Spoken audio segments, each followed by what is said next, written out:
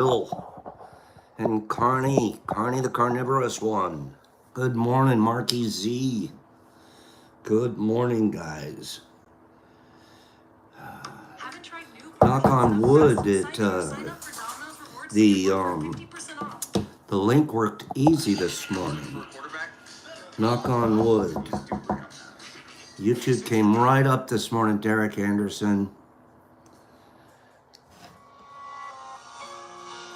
Good morning.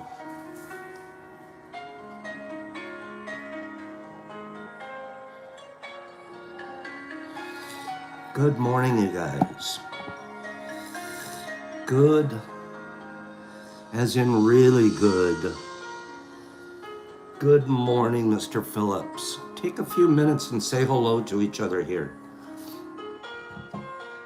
I read somewhere, actually I heard somewhere that if you give a hug, you get a hug or something like that.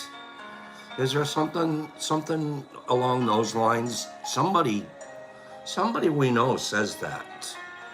Good morning. Classic, I see some blasting. Good morning. How is everybody today? There it is, Danny. Dan knows. Dan's not just giving one, Dan's giving a million. Good morning to Kat and Rodman and Pidgey Page. Good morning, Pagey. It's going to be 5280 all day. Good morning, Niffy. I hope you guys had fun with Brock yesterday. I was in and out during the morning. It sure sounded like there was a lot of fun going on. Good morning. Danny's going to give one per person. That's fair. That's fair. Poptacular.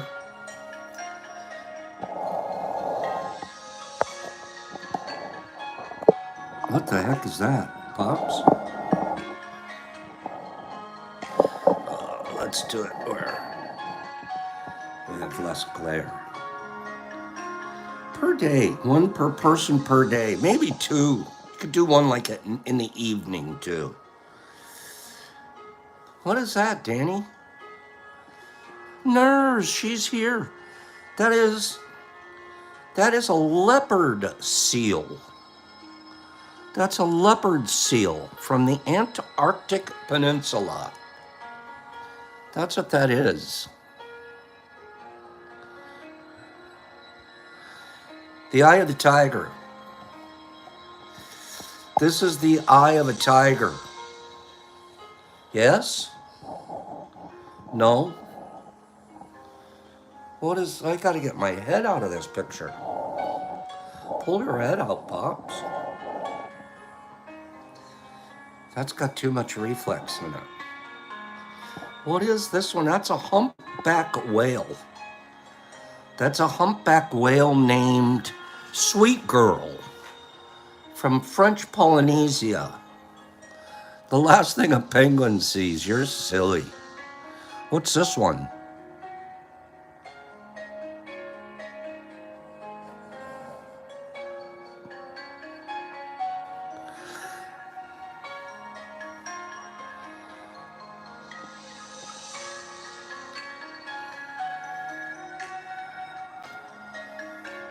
That's a leopard seal too. That's the same guy we saw in the very first picture. Says its natural prey are actually what it preys on are fish, cephalopods, penguins, and other seals. These are the 15 top pictures out of Nature magazine. What is that? And don't say it's a sperm. It's not. What do you think that is? That's a lake. That's a lake in Western Australia. Shark Bay. Western Australia. It's awfully dry land around that lake, but what an incredible picture. Isn't that amazing? Australia can get super hot. Ask Jesus Christ in Australia. What do you think of that picture, Niffy? Let's move to Paradise Harbor and look at some glaciers. Let's go to Paradise Harbor. Antarctic Peninsula. This is in the south. Isn't that beautiful? Yep, I just don't want to camp there. It's the kind of place you want to drive by on a boat, take a picture, and keep going. Good morning. Aren't these pictures amazing? This is a hidden treasure on the northern coast of Tenerife, in the Spanish territory of the Canary Islands. Hidden treasure. You're not allowed to go down there and take it. There's something buried there. Don't touch him. Leave it alone. It's illegal to fish or treasure hunt in these waters. Isn't that true, HB? What is this one? What do you think that is? What do you think that is? Oh, Paige, that sounds fun. Give me an idea what you think this is. Duck sauce. Duck sauce says it's jellyfish. You're absolutely right, duck sauce. This is in Indonesia, Raja Ampat in Indonesia. Interesting, these millions of jellyfish have actually evolved to lose their stinging ability due to an absence of predators. This is called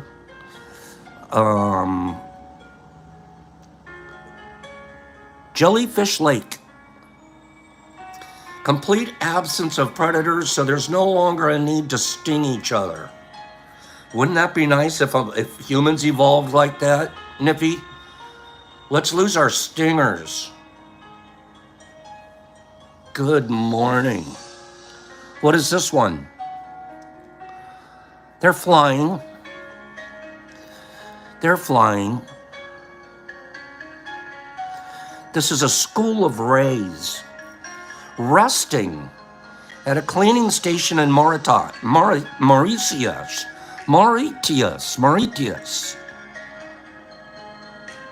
Strong currents once attracted them regularly. What a great picture that is. They're actually resting. They're not even moving around. They're just chilling. That is a neat picture. Are you guys saying good morning to each other? Are you saying like to the show? Caribbean reef shark. Caribbean or Caribbean? Potato or potato? Tomato or tomato? Caribbean or Caribbean?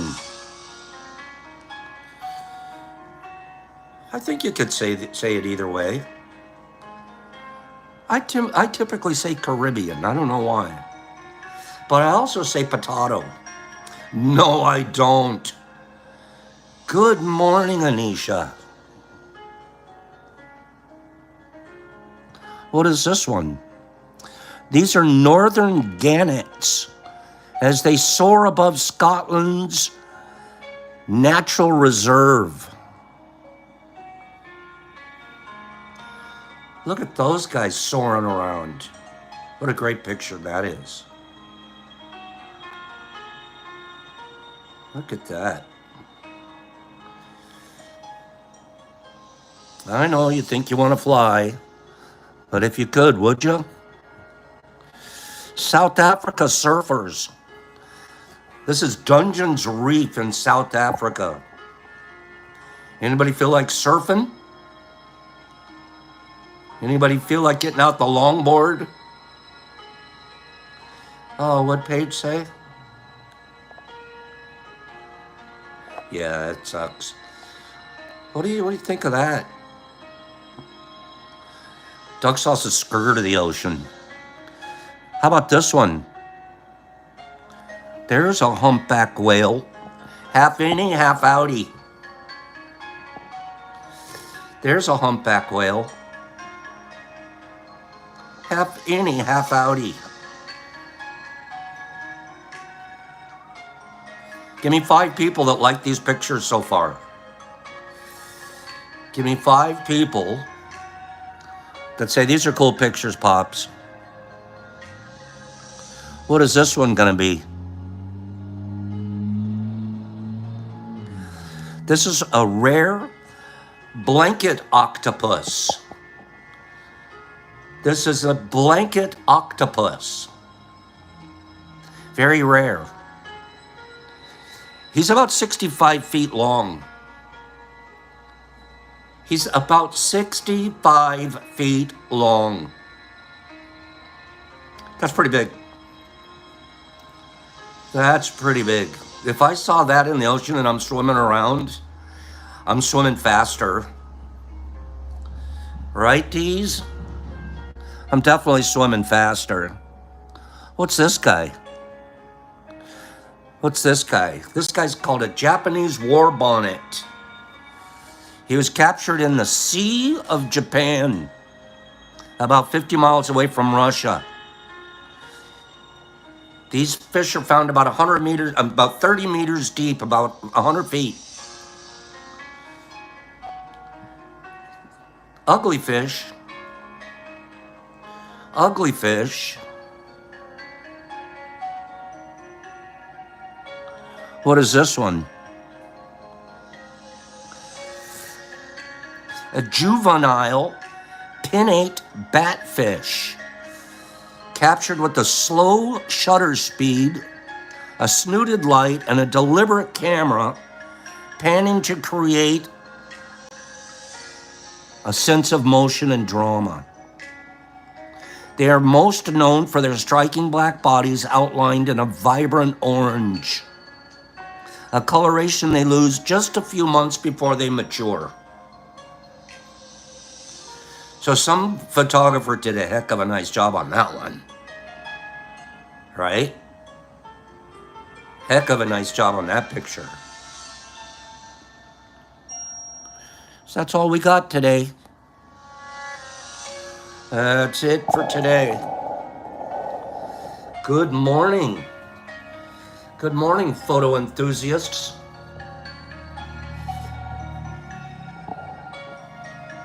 Give me 5 people that were glad Brock did the show yesterday.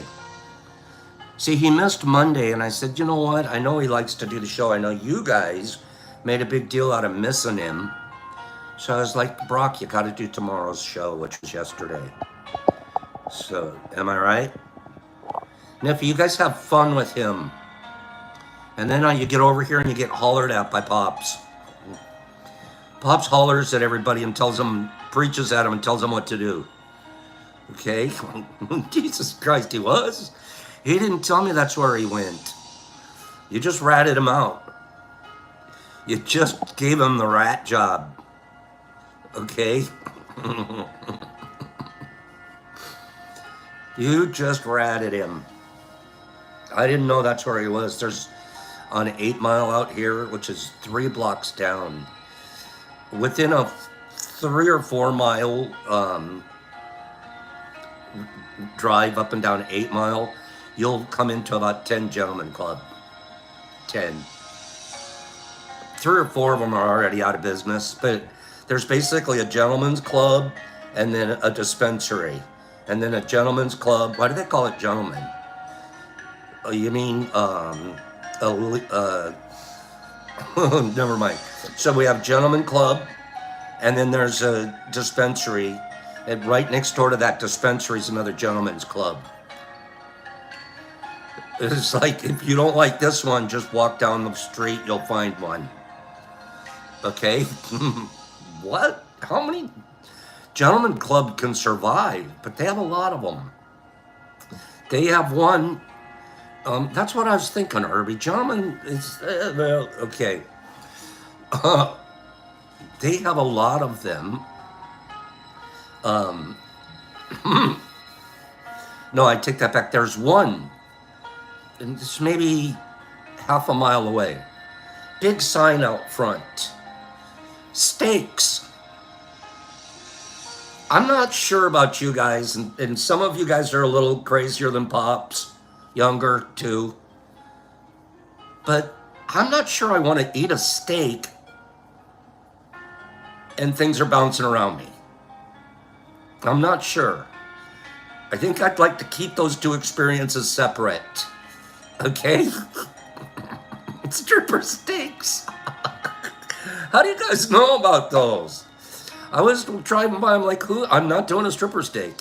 Okay, I'll do a steak strip, but I'm not doing a stripper steak. Okay, you know what I'm talking about? There's a big difference. Okay? It's pretty diabolical to serve a ribeye in a strip joint. It's like, what are they thinking? Like, what are they think? And there's always cars in the parking lot too. There always is. Can I tell you guys a quick story? So some of you knew, Pops has Airbnb, right? About 3 or 4 years ago, I had 2 of them, okay? And I met a guy named John. And John was about my age. Just extremely nice guy, actually charming. And I meet John because he's trying to apply for Airbnb. I'm like, okay, this is interesting. But when I meet him and we're talking, John makes it clear to me very quickly that the Airbnb is not for him. He would like to find somebody that will Airbnb for 2 girls a week. And just so you know up front, sir, it'll be a different 2 girls every week. And I'd like to rent your place for the next 2 months. And I'm like, this sounds better than what? What are we gonna do? It ends up John is an agent. John is an agent for entertainment girls that entertain. Okay? And John, part of the deal is a lot of what happens on the stripper situation is they do tours. These, like the higher end ones, they'll come into town and they'll spend a week. And then they go to Cleveland and they'll go over to Toledo and then they'll head to Chicago and then they're back into Lansing and then they're in Detroit. But they do a circuit. That's John's job.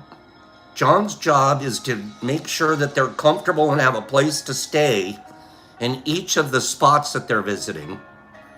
And John is a coordinator, an agent. So I'm like, okay, I kind of like the idea.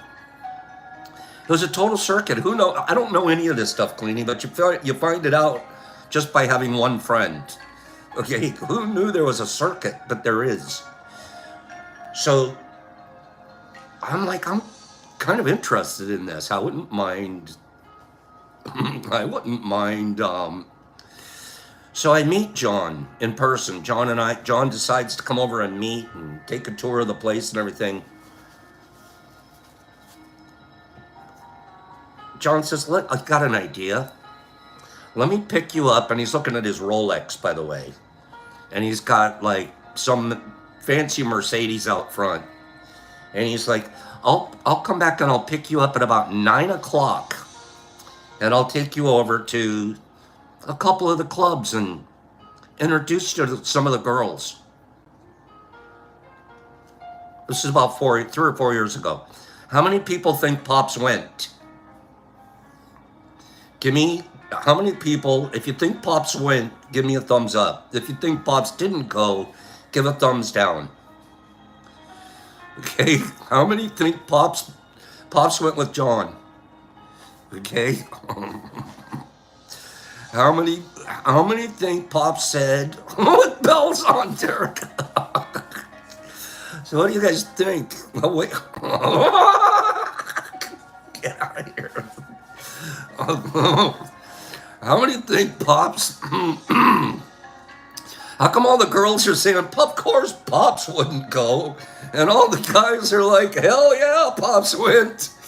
Okay. Papa with John. Okay. Oh, are you kidding me? John has his own parking space at these places. I'm in. I got in.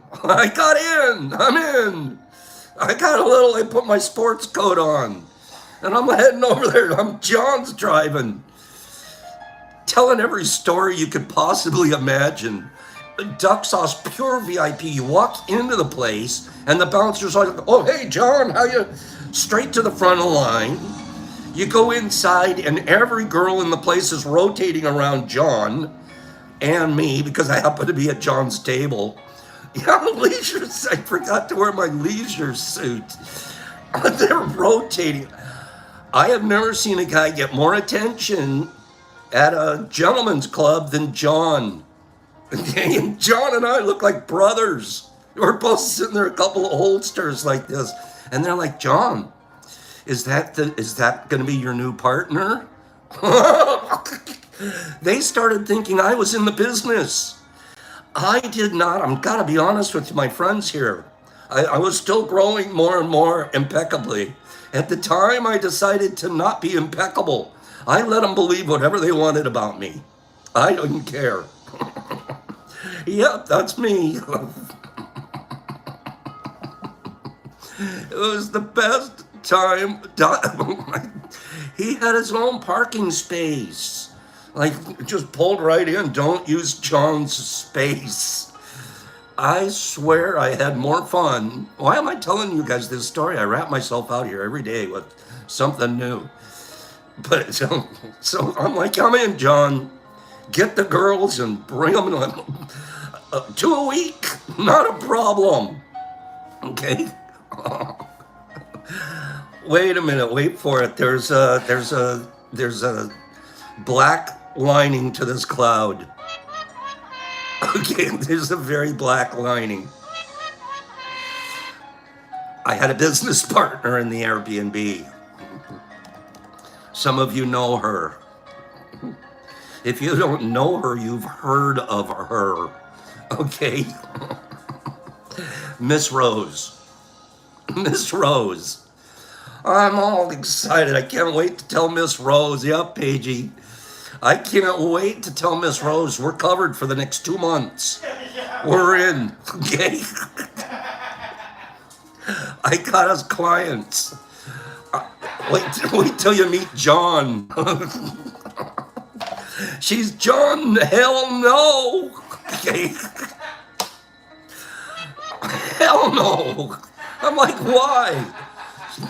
It'll work out fine. She goes, do you know what kind of just stuff that they'll attract to the house and this and that? And I'm like, I'm not thinking straight. I'm thinking we got a couple of places we think as men.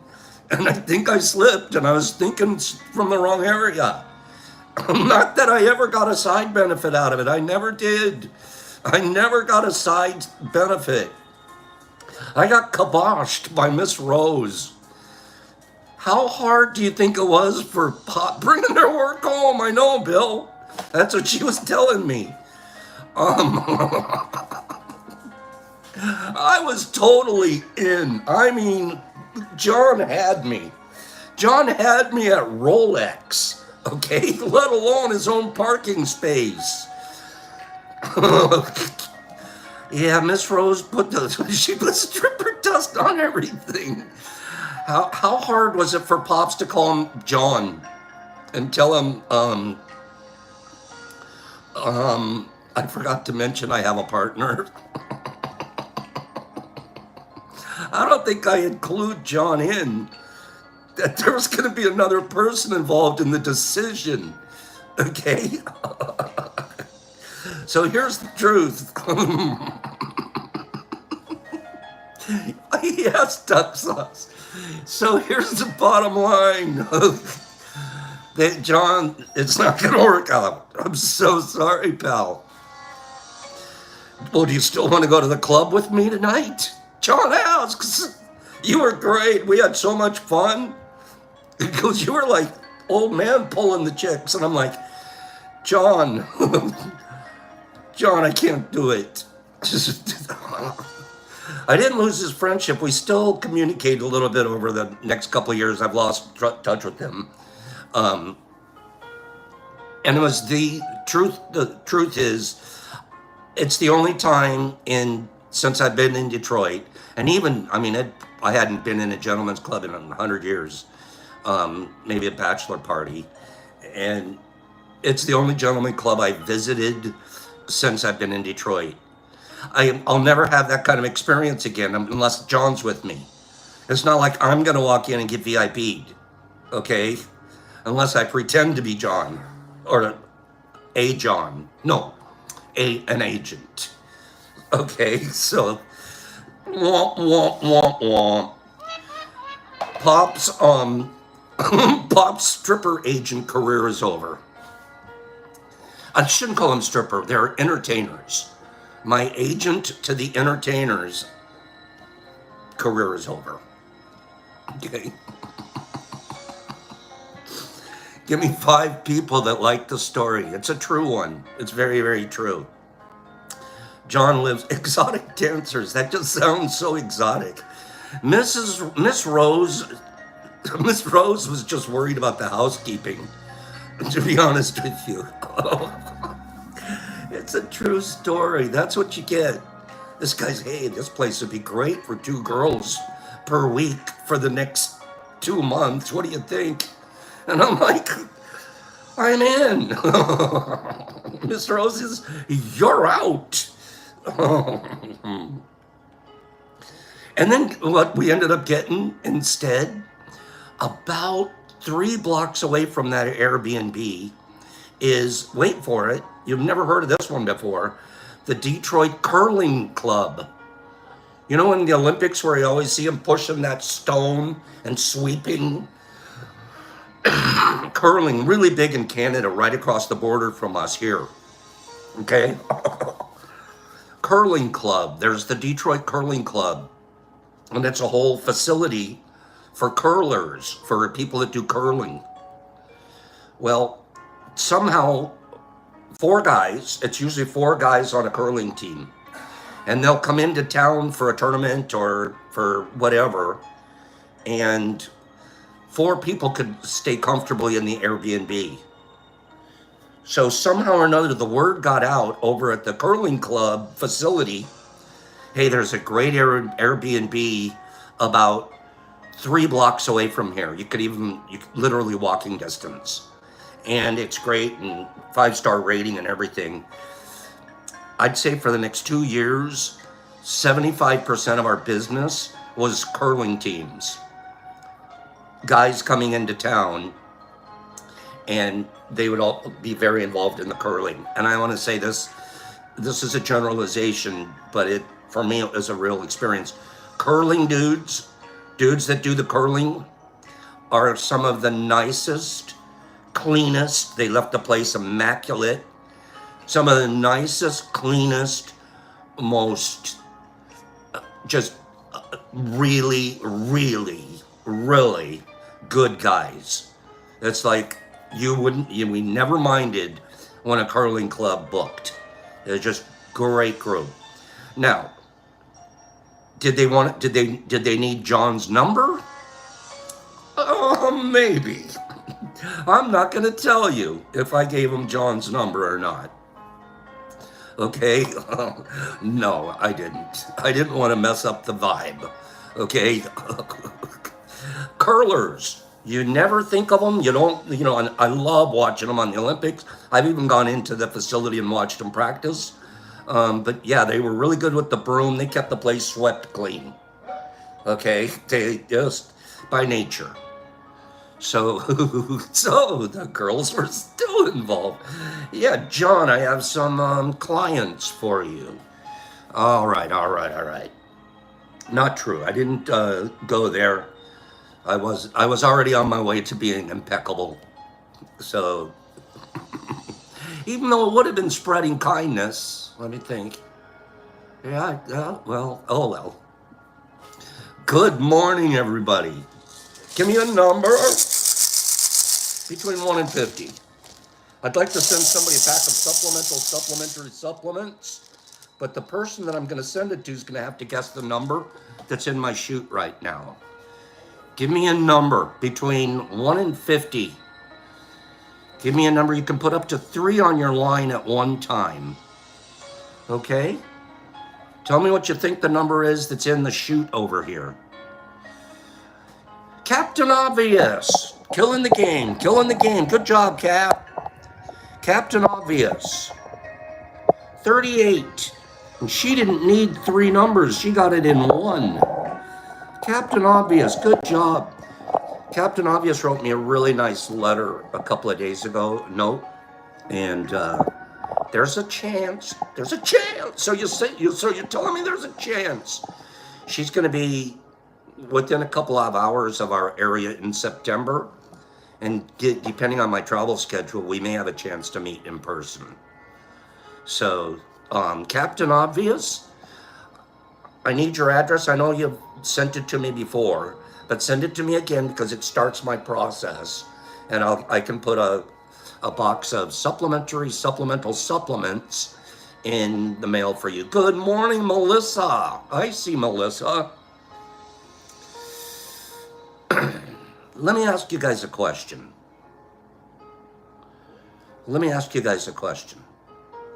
No, I'm going to do this instead. Tomorrow will be a question. What I want you to do for homework, okay? I'm in the corner of yes and please. That's cute. Listen, I'm going to ask you guys to do homework for tomorrow. Well, I'm going to read to you an article that's super interesting tomorrow. But I want you to look up or write down, think about it today and tomorrow morning before the show. Think of some of the metaphors that we use when we're talking about psychedelic therapy and just psychedelics. What are some of the metaphors that we use? And I'll give you an example. Rewiring the brain. That's a very common one. Oh, we're rewiring the brain. So that would be a metaphor. I'm not asking for them now. Tomorrow morning, you guys are going to give me your idea of what is a metaphor. That's a pretty good one too, Herb. Some kind of a saying around psychedelic therapy. Okay, and then we're going to introduce you. This author has introduced me to a new kind of way to speak about psychedelic therapy. Paige, you didn't? Paige, you do me a favor. I didn't realize that. Send me your address one more time today. I'll get that out today. I am so incredibly sorry. I do recall you winning something, and I don't recall sending it. So that is 100% on me. So Paigey, don't feel bad about it at all. I need you to send me that number again, that address again. Okay? Thank you. That's one of those rare slip-ups from Pops. Okay? I try not to slip up too much. But every once in a while, boop, we do. Sorry about that. Okay? I don't know if it was PE. Right now, all I have is albino golden teacher. And then in about 2 weeks, I think, from now, we'll be having the Enigma ready. My Enigma is turning into... Dawn, you're still waiting on it? I sent you a package, Dawn. It didn't have a shoe, though. Actually, your package, I just looked at it this morning. And it's on its way. Okay. The Enigma is looking like lettuce in the tub. It's amazing looking. So I can't wait. It's actually much harder to harvest than just pulling out, plucking fruit. This is like a carpet. I'm probably going to go in there with a bread knife and saw it off right at the substrate. Is it so thick? I can't even begin to tell you. Yeah. Rodman, don't even joke. Stay away from the post offices if there's an issue. We'll figure it out with something different. It's making me nervous. Rodman's in Florida. And I'll be honest with you, all of you, between me, you guys, and Florida, it's starting to make me nervous to send stuff to Florida because Florida's doing the big crackdown. Florida is doing the major cracky downy. And all we need to do is get each other in trouble. I feel like Florida's waiting to bust somebody. That's just the vibe coming out of Florida right now. They need to calm down. They're just making it hard on everybody. We still have been sending to Florida, but I have to make it all tricky before that. Florida's freaking me out. It's not only spores that have been banned on, it's all the way to spores. It's everything. It's everything having to do with psychedelic mushrooms. So they're probably right now the most aggressive and anti-psychedelic state that we have. So you have to appreciate from my perspective that that's not the funnest place. Yeah, you can't even say spore. Right, Derek Anderson? Spores are coming over the hurricanes that come in over there. They get all those hurricanes and everything. They're dropping more spores in Florida than any state in the union. Defining what constitutes a mushroom. Do you think you know? What constitutes a mushroom? It's a pretty interesting article here. Give me 5 people that want me to talk about this article. What constitutes a mushroom? I won't do it if you guys aren't interested. But we're starting to fudge the whole thing.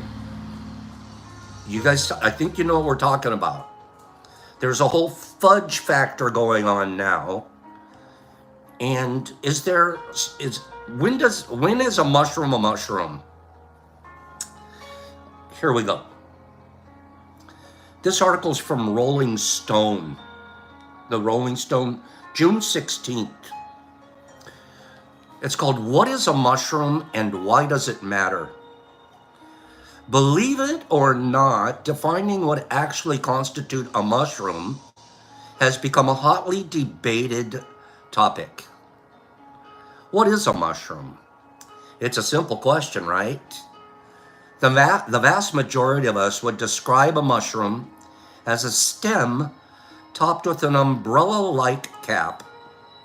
But believe it or not, defining what actually constitutes a mushroom has become a hotly debated topic. It's a debate with surprisingly high economic stakes. In North America alone, the edible mushroom market was valued, wait for it, the edible mushroom market was valued at $21.8 billion in 2024. $21.8 billion. And experts think it will reach $36 billion by the year 2032.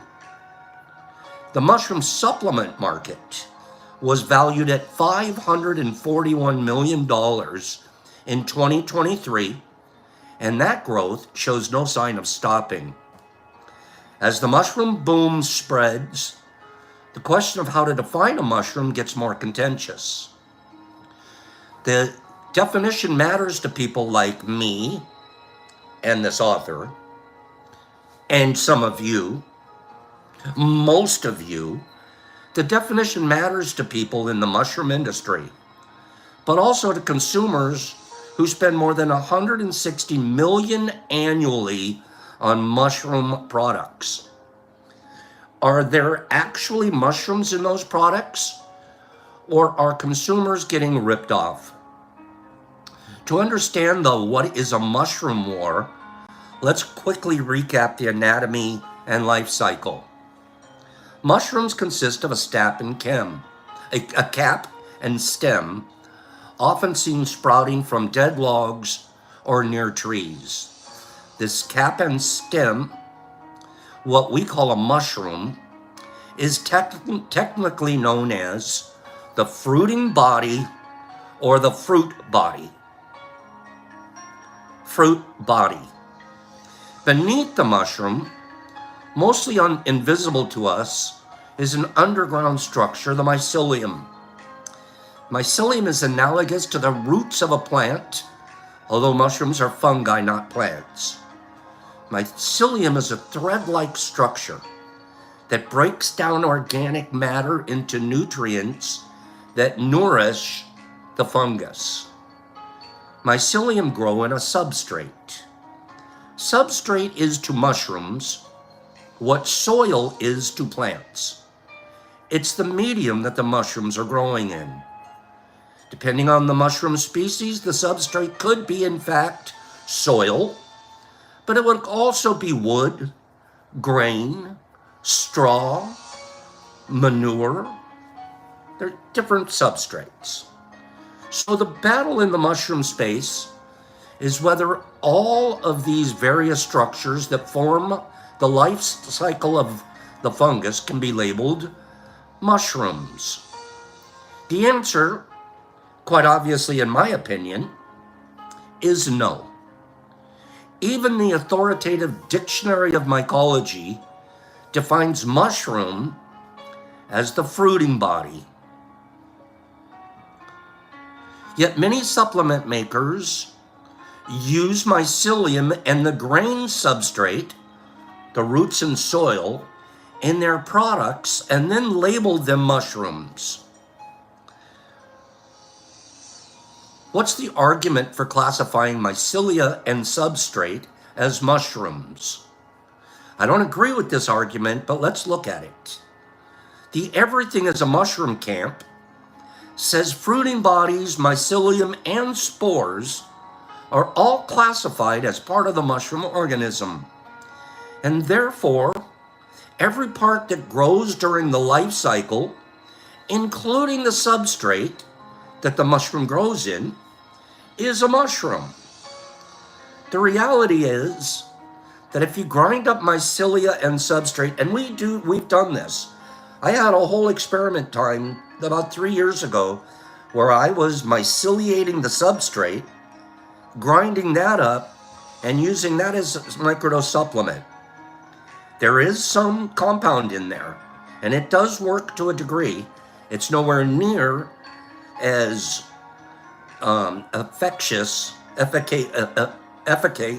it's nowhere near as effective as fruit body ground up, but there is a value in there. So I've been on both sides of this. I don't go to the grain side too much anymore. Let me finish. The reality is that if you grind up mycelia and substrate, along with a few actual mushrooms, your products are way, way cheaper to make. Imagine that an orchard tree or orchard owner could not only use the fruit, but the leaves, the stems, the trunk, the roots, and maybe even some of the dirt the tree grows in to make orange juice. They'd have exponentially more material at their disposal to work with. You can produce far more juice, far more cheaply than the orchard next door that's using only fruits. And if you can label your box of fruit, stems, leaves, roots, and dirt as orange juice and sell it at the same price, you'll crush your profit margins. That is why the U.S. Food and Drug Administration has extremely specific regulations around what can be called a juice. Lemonade is not a juice. Sparkling water with fruit flavoring is not a juice. Grape soda is not a juice. Consumers understand these labels and why they're necessary. A 2023 study of 10,000 consumers showed 9 out of 10 consumers identify the fruit body as mushrooms. 9 out of 10 of you, it's the fruit body. The FDA also says that labeling should not imply that a product contains mushrooms when it doesn't. Selling consumers a mixture of grain substrate and mycelium and labeling it as mushrooms is misleading at best and duplicitous at worst. I feel strongly about this debate, in part because of my family's deep history with mushroom cultivation, but also because I'm passionate about the myriad health benefits of mushrooms. Mushrooms have exploded as a food and wellness category, but the vast majority of the bioactive compounds that make mushrooms so good for us are found in the mushroom fruiting body. If a consumer buys a product that's labeled mushrooms, but it contains mostly grain and mycelium, they're getting ripped off. In my case, I was very clear. I would let you know clearly that this is ground mycelium, so you can compare the two. But the stuff that we're seeing on the health stores shelves, they're not telling you. And I hate to break it to you because we know that this guy's a good guy. But the whole Paul Stamets thing, massive amount of ground substrates in those capsules, massive amounts. It's when you see the ones where there's 1,000 bottles on the shelf at the health food store, I can almost guarantee you that there's ground substrate in, if there's even any fruiting body. Is it effective? Yes. Does it work to a degree? Yes. But is it misleading? I think the answer is yes to that too, unless they're very, very, very clear in their labeling, and you don't see that. Okay. So how do we combat the influx of misleading labeled products in our industry? Number 1, join, support, and amplify the many business associations demanding better regulation. I'm not a big regulation guy. I hate regulations. But in some instances, it's going to be really powerful, and we can ruin our industry very, very quickly with a lot of the scams and stuff that are going into the gummies and the chocolates and all this other stuff that's out there. Okay? Check out, there's a couple of industries, education and advocacy groups. Okay? There's a couple of them.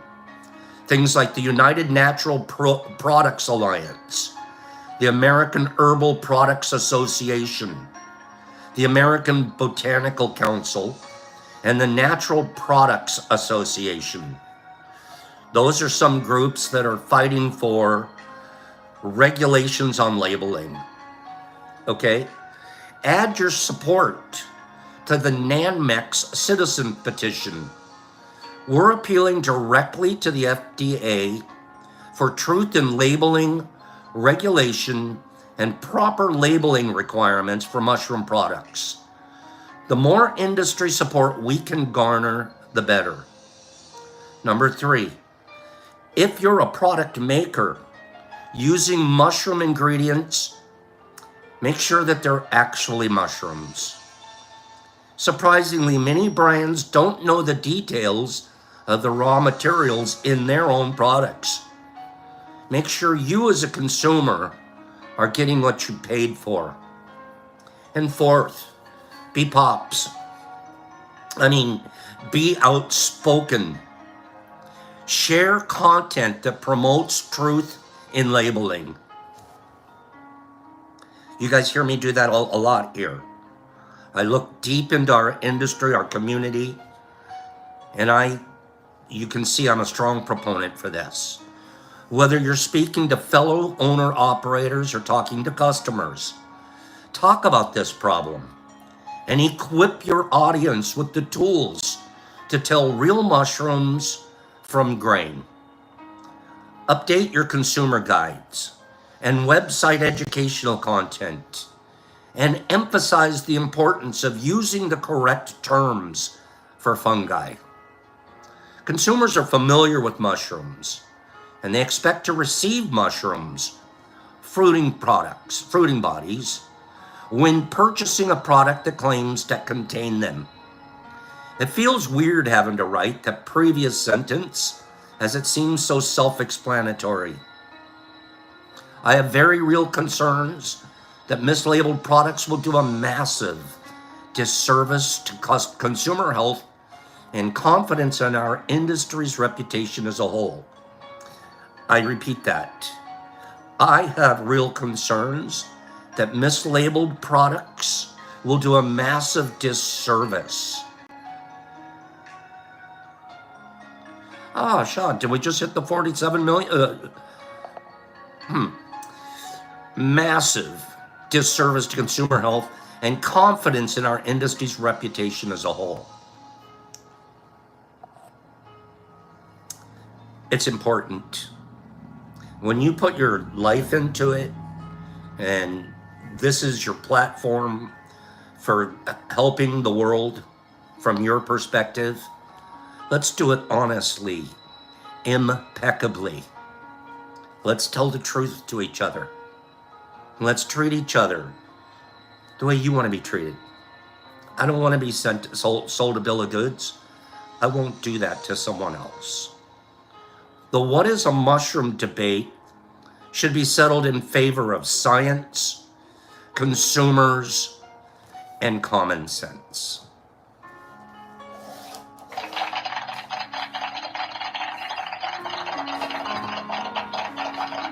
I know you guys agree with this one. Is that true? Is that a good one? Pineapple juice. Wait a minute. Wait a minute, what's in it? I don't think that there's a single, there's no soil in this one. No soil. Okay? I sure didn't taste soily.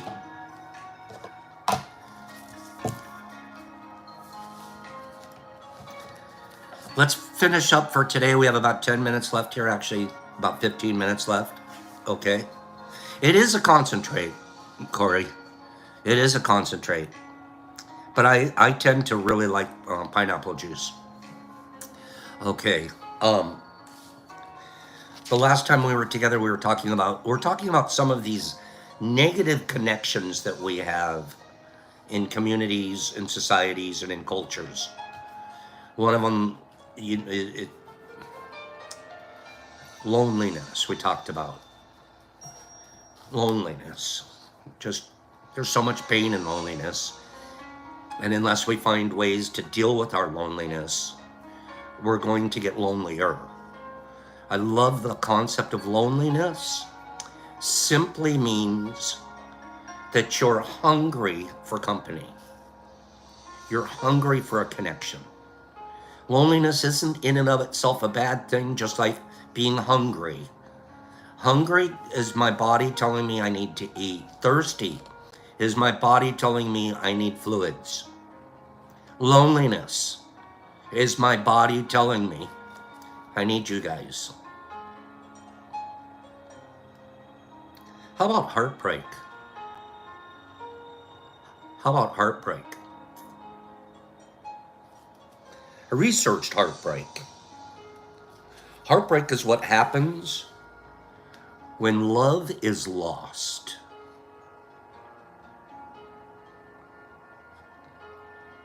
I think I've felt that before. The brokenhearted are the bravest among us because they dared to love. I'd say the bravest are those that get back on the love horse. You don't let the one broken heart or the 3 broken hearts or the 15 broken hearts, you don't let those stop you from continuing to develop an impact with love. I researched heartbreak when I was writing Rising Strong.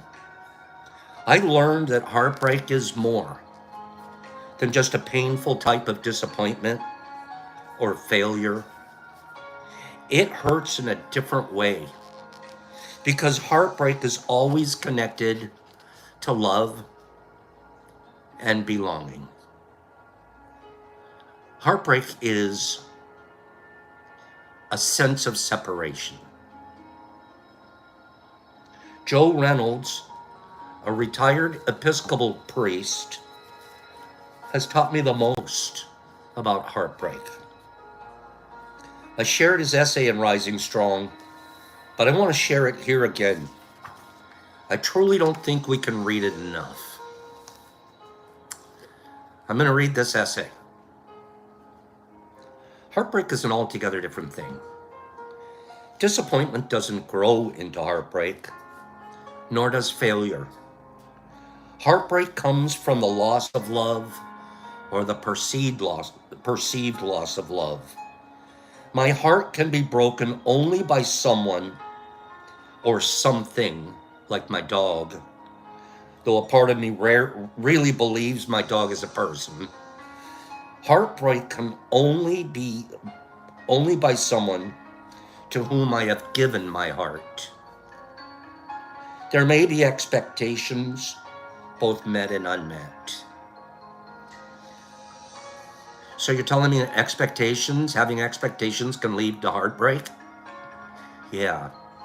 Oh, maybe that's one of the reasons in our 3 or 4 agreements we say don't have them. You're setting yourself up for the potential for heartbreak. Not that you're not continuing to love, but when you have that expectation, you're setting yourself up for heartbreak in one way. There may be expectations, both met and unmet, in a relationship that ends in heartbreak, but disappointment is not the cause of the heartbreak. There may be failures even within a relationship. Indeed, there certainly will be, because we're imperfect vessels to hold the love of another person. That is so beautiful. People disappoint you a little bit here or there. They're an imperfect vessel to hold your love. Your husband isn't perfect. Your wife is far from perfect.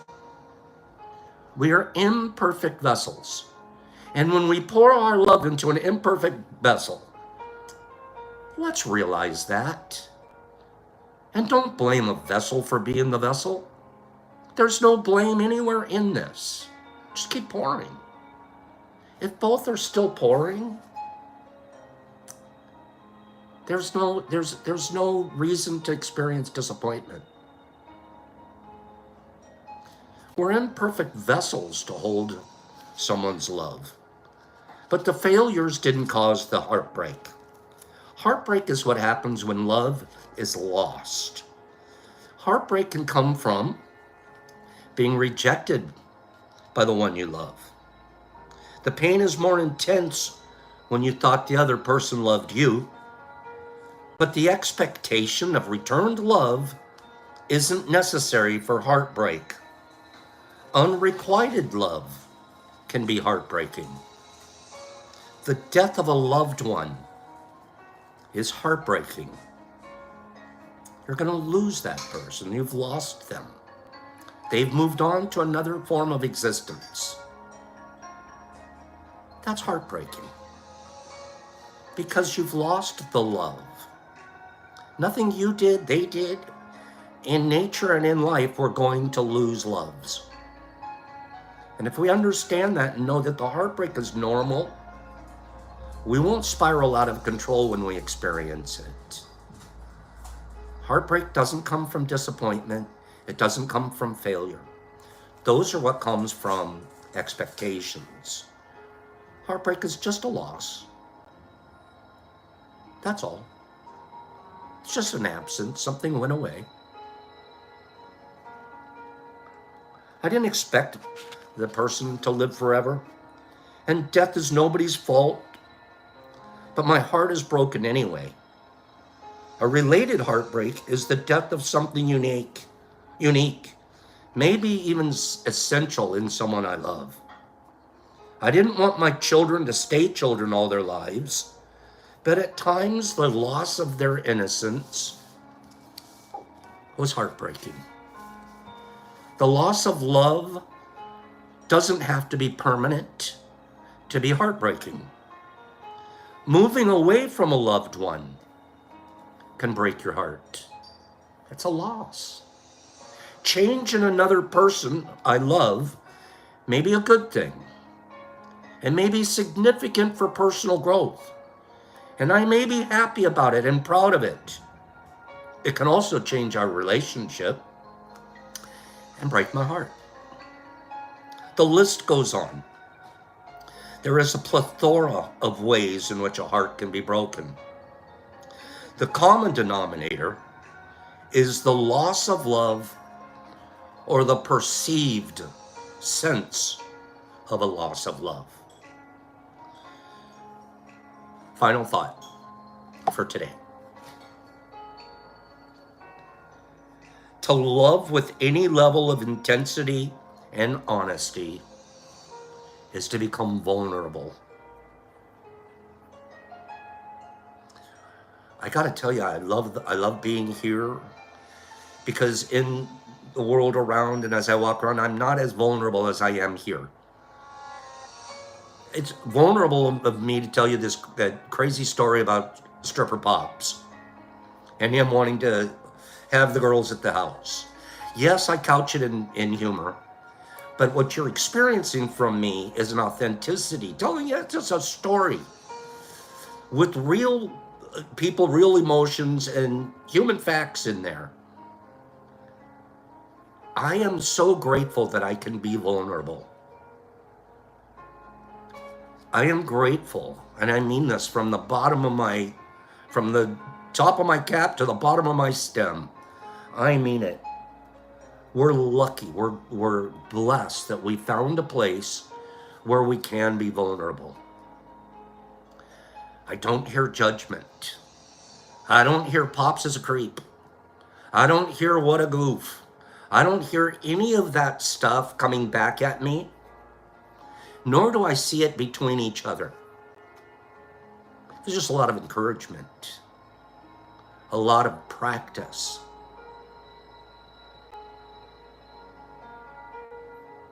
To love with any level of intensity, for me to be intense, and for me to be honest about my love, I have to be vulnerable to you guys. I have to be available to be vulnerable. I can't be afraid of that part of me. I don't want anything in my closet or any sick secrets. I don't want any.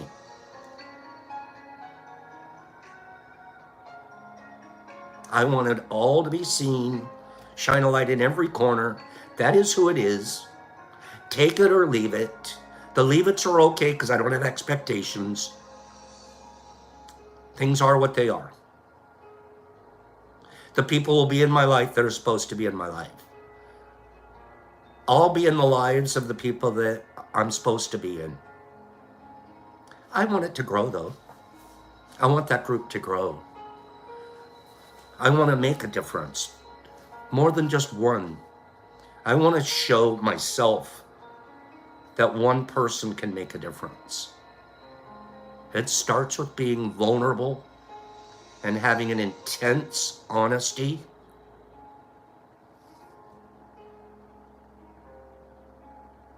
To love with any level of intensity and honesty is to become vulnerable. I used to tell couples getting married, The only thing I could tell them with certainty was that they would hurt each other. To love is to know the loss of love. Heartbreak is unavoidable unless we choose to not love at all. So guess what? A lot of people do just that. Clam up. I'm not going to get that. I'm not going to feel that again. Leads straight to loneliness and mental health issues. It's okay to experience heartbreak. Heartbreak isn't a failure. Heartbreak isn't something you've done wrong. Heartbreak meant you gave yourself intensely. And now whatever it was you gave it to is gone. For a variety, a plethora of reasons. It's just gone. When we can start simplifying ourselves, that's why the 4 agreements are so beautiful. They're simple. I avoid a lot of heartbreak just by having no expectations. You'll avoid a lot more heartbreak if you don't take things personal.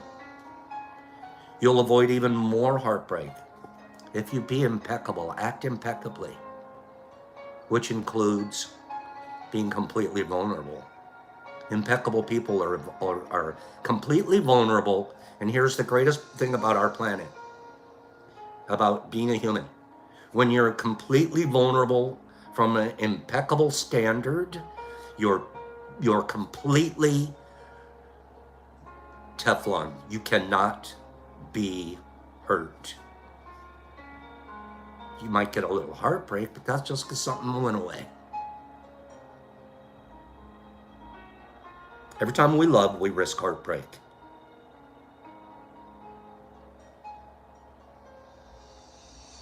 Take a risk.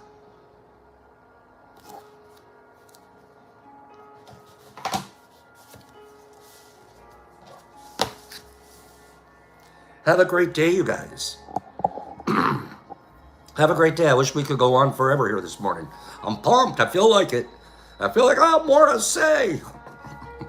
We have a lot to cover. We'll cover some more stuff this week. A little more heartbreakishness. Bro, Bill, I don't believe that.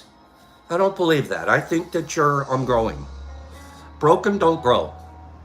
Broken sit around shattered. You're not shattered. Reframe your words. That's all. Just use different words. Say you're on the cusp of a complete new creation. Have a wonderful day, you guys. I'll see you here tomorrow. Same much time, same much channel. I have a couple of really neat articles. Remember your homework assignment. Come to the table tomorrow with a metaphor for psychedelic therapy.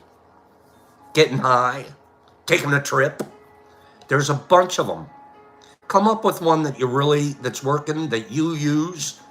Let's throw some metaphors on the table, look at them, and then we're going to throw a different one on the table that none of us have ever used in this way before, and it's a fantastic way to look at psychedelic therapy. Okay? So that's our little hook for tomorrow. 4 things. Be impeccable. Don't take things personal. Don't have expectations. Don't have heartbreaks. I mean, do your best. Heartbreak, it fits in here somewhere, but none of it matters because you're piloting through life in an incredibly kind way. Pops, scrolling you guys out of here. Nipper Mama, have a beautiful day. Nurs, I'm so glad you were here this morning. B. Hendricks and Billy D. And Herbie putting in the work. Neil, it was nice to see you here today. Sammy P. and Jesse. Jesse's not a bot, just so you guys know. Joe D's and Jesus Christ in Australia. Mike Butterball. There's Nikki. How's the guitar playing going, Nick? Neil. And Billy D and Jesus Christ in Australia. And Laura, she's so divine. Derek Anderson wants Neo to enjoy the ride. I do too. Captain Obvious is ghosting. Nick Charles and Mike Barabal and Corey D, thank you, I love you. HB's always doing his best. Mike and Nick and Mr. Phillips and Joe D's and Donnie Fike and good morning, Jolie. And Pidgey Page, get me that address, doll. Duck Sauce and Jesus Christ and Herbie Von Werby Kebab. And Robert C, first live I've got. Very great. Thank you for being here, Robert C. Come on back. If you come back, we're going to give you some donuts. Jessie Tinsley, not a bot. And she's selfless and authentic. Sanam, good morning. HB is practicing. Pops, peace, love. I will see you tomorrow.